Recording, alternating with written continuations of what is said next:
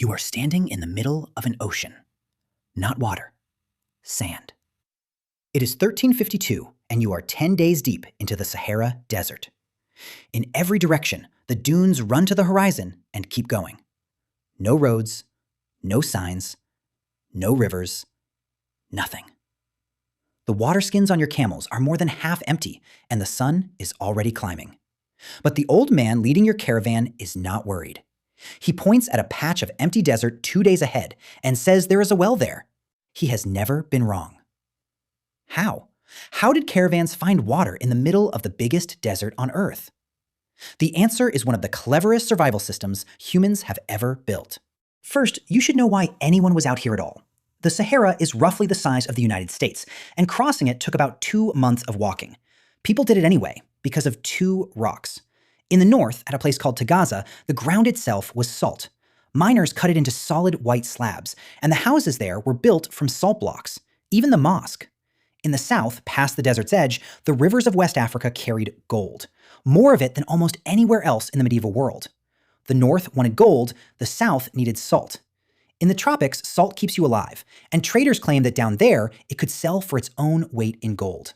So twice a year, great caravans set out, sometimes 1,000 camels, sometimes, travelers claimed, 10,000, walking nose to tail into the emptiness. None of it was possible without one animal.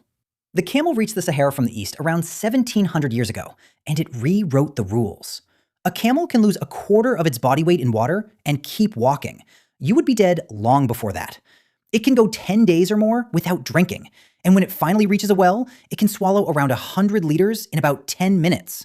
And no, the hump is not full of water. It is fat, a packed lunch, not a canteen.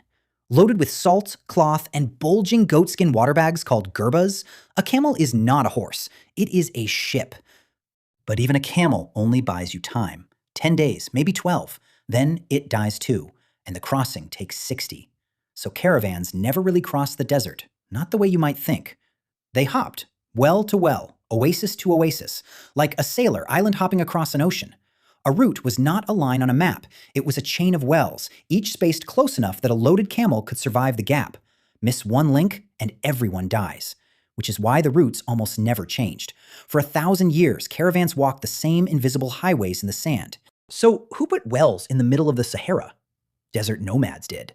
Berber and Tuareg families who lived out there, digging by hand, sometimes 30 meters down through sand and rock.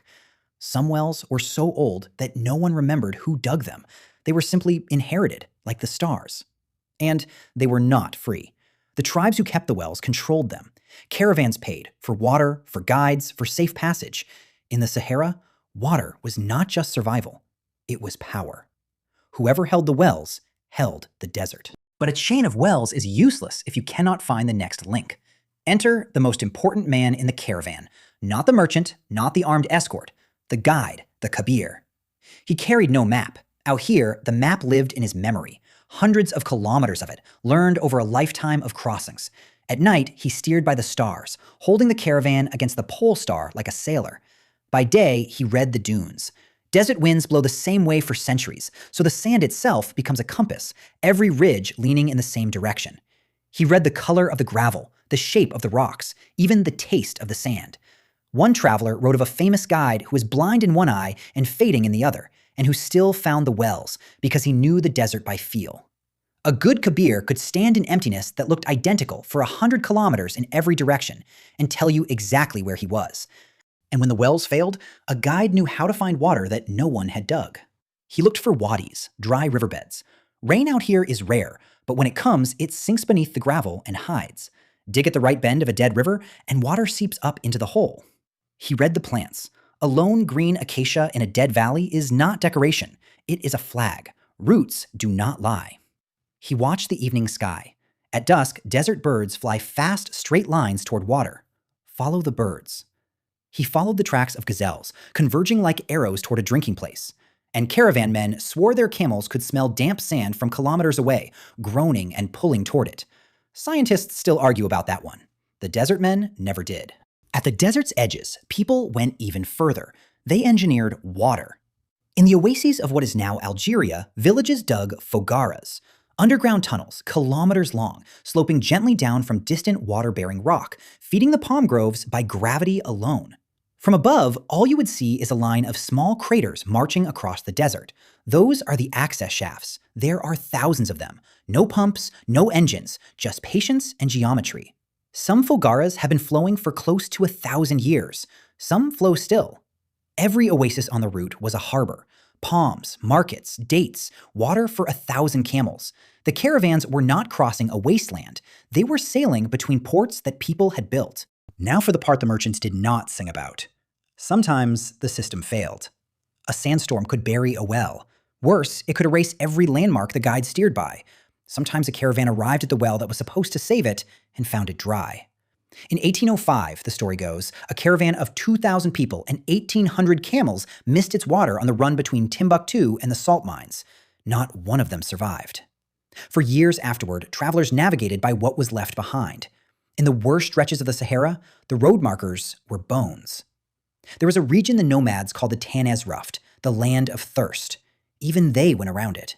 Which brings us back to your caravan in 1352, because the last stretch of your crossing is the deadliest, and the solution is genius. Ahead lies 10 days of desert with almost no water at all. Your caravan cannot carry enough to make it, so it hires a man called a takshif. He is a scout. For a fee, he takes letters from your caravan and rides ahead, alone, on a fast camel into the same killing emptiness. The letters go to Walata, the oasis town on the far side. They say who you are, when you left, and roughly where you will be. And then the people of Walata load water onto camels and walk 4 days out into the open desert to meet you.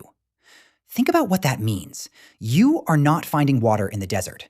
The water is coming to find you. One traveler who made this exact crossing wrote about the catch, and it is terrifying.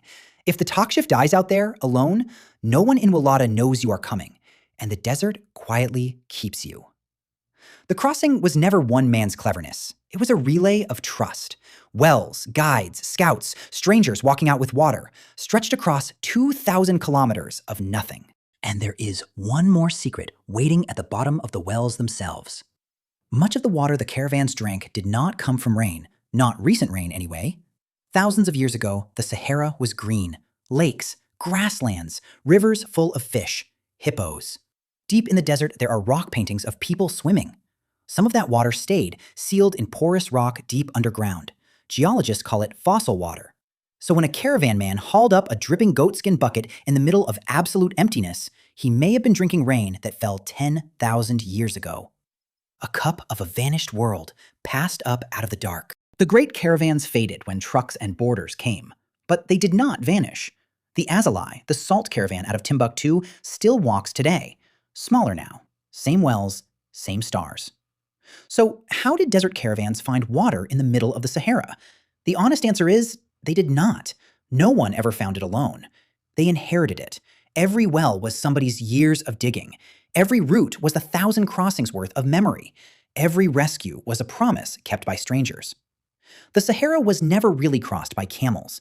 It was crossed by knowledge, carried like water in fragile vessels, from one generation to the next. You do not conquer an emptiness. You learn it.